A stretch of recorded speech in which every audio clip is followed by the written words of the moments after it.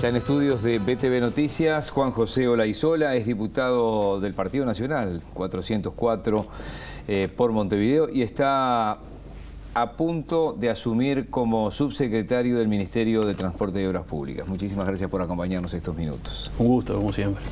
Nos quedamos muy preocupados, yo particularmente cuando escuché al futuro ministro Luis Alberto Heber el otro día diciendo tenemos el presupuesto comprometido por arrastre de obras. Y entonces habrá que agudizar el ingenio para saber cómo hacemos. ¿Cómo hacemos? Esa es la primera pregunta. Es así, tenemos algunos gastos comprometidos en la Corporación Vial del Uruguay, que en los hechos ha construido prácticamente 5 veces más obras viales que el propio Ministerio, que la Dirección de Vialidad. Hay recaudaciones por peajes comprometidas a futuro. Lo que decía el ministro Heber es así. Tenemos varias recaudaciones comprometidas.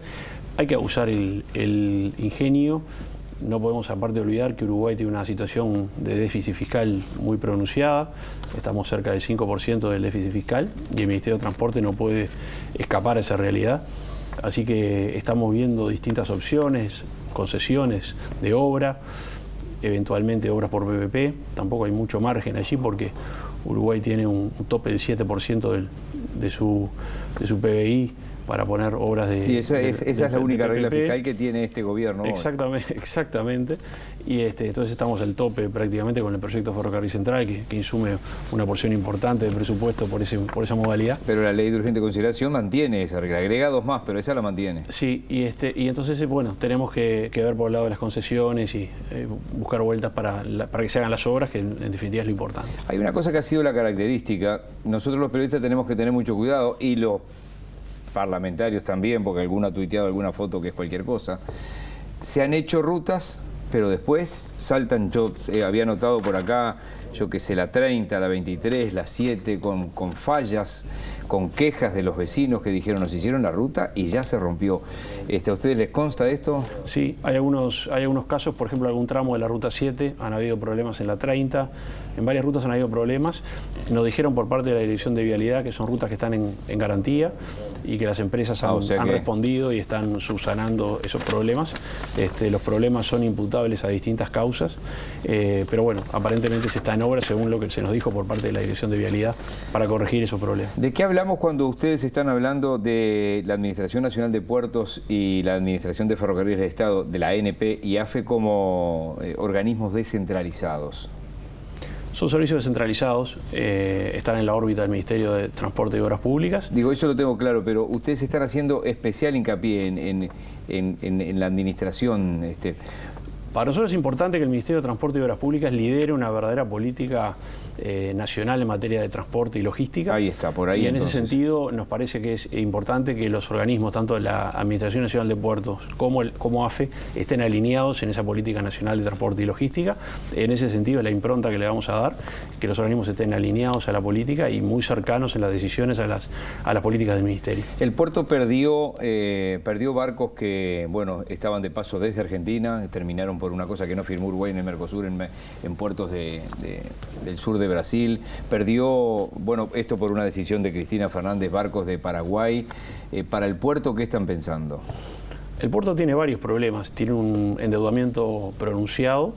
El puerto ha apelado a reservas de sus cuentas por casi 100 millones de dólares en 2 años y esta tendencia se va a agudizar seguramente, por un lado, por la obra del viaducto de la Rambla Portuaria, que está siendo enteramente financiado por la ANP, contrariamente al artículo 190 de la Constitución que consagra el principio de especialidad. O sea que esos 130 millones de dólares de ese viaducto, por ejemplo, ¿lo paga la ANP? Lo paga la ANP. Bueno, lo pagamos todos, digo. Lo pagamos todos, pero la paga la ANP con fondos propios en un 50% y un 50% con un crédito de Fonplata que asume el organismo. Esto fue una decisión tomada en esta administración. Y además está en obra el puerto pesquero Capurro, que también insume una inversión arriba de 100 millones de dólares. Así que tiene un endeudamiento a futuro para estos años importante. Y además ha tenido una baja, una merma en los ingresos, ha habido pérdida de transbordos, cargas de transbordo que son muy importantes. Es lo que yo mencionaba. Las cargas de transbordo básicamente de Paraguay, algunas del sur argentino, que son muy importantes para mantener la condición de puerto hub regional. Nosotros estamos preocupados con ese tema, para nosotros es central recuperar las cargas que se han perdido, primero en el gobierno kirchnerista por algunas decisiones administrativas de ese gobierno que complicaron las cargas de transbordo y el pasaje por nuestros puertos, y después en el gobierno de Macri por una agresiva política comercial del gobierno argentino, legítima pero muy agresiva, de captación de cargas, y no tuvimos la misma política desde nuestro país. Entonces nosotros queremos hacer una reformulación en el sentido comercial de la captación de cargas portuarias y vamos a trabajar con ese objetivo. ¿Se puede hacer un plan maestro que supere un periodo de gobierno? ¿Cómo se hace eso en el Uruguay? Sí, claro. Nosotros estamos trabajando tanto en un plan nacional de transporte y logística como en un plan maestro de puertos. Estamos empezando los contactos con la Corporación Andina de Fomento para conseguir una financiación y trabajar en esos dos planes. Por un lado, son necesarios para los inversores que necesitan tener una hoja de ruta a mediano y largo plazo, y por otro lado también para los organismos de crédito que necesitan también que los estados le den reglas de juego claras que trasciendan los gobiernos. Se viene UPM2 y bueno, y hay un ferrocarril central allí que está en marcha, es decir, de acuerdo a lo establecido. Usted ha estado muchos años en la Comisión de Transporte también, ¿no? Las rutas, porque por ahí va a salir o van a llegar químicos y materiales, pero las rutas que van a llevar los camiones, ¿cómo está esa infraestructura cercana a esa planta? Dentro de las obras comprometidas en el marco de este proyecto de la planta de UPM, hay un paquete de rutas y puentes al norte del Río Negro, que son obras que ya están comprometidas en una zona forestal. ¿Eso arranca?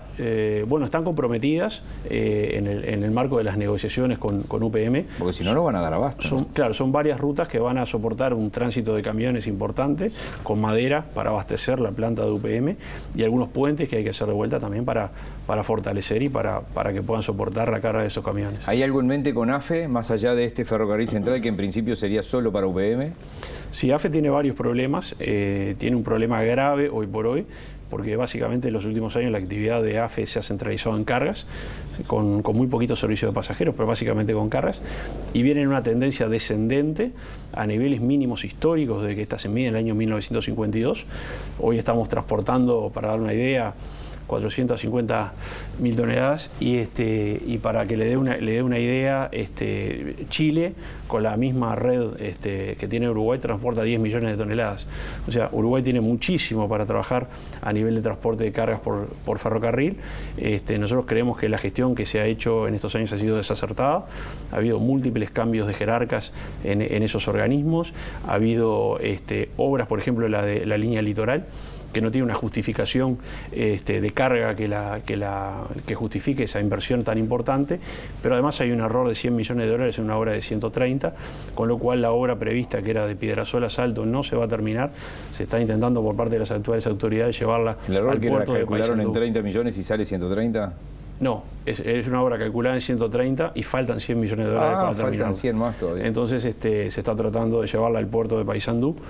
No se va a concluir la obra original y además no hemos tenido hasta ahora una respuesta convincente en cuanto a la carga que se va a trasladar. ¿AFE y Uruguay pueden usar ese de ferrocarril central para algo? ¿Ustedes tienen algo que en algún momento pueda servir para pasajeros en algún momento del día? Bueno, después que si se hace una obra de ese tipo, naturalmente que tiene que usarse con otro destino, no solamente para las cargas de UPM.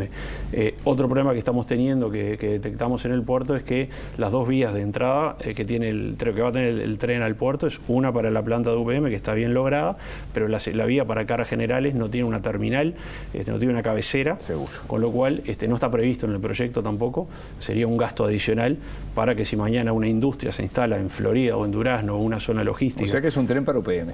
Hoy es un tren para UPM, hay que terminar esa parte. Me quedan 30 segundos y quiero hacerle dos preguntas. Bueno, se lanza la candidatura a la economista Laura Raffo mañana, una mínima reflexión sobre eso.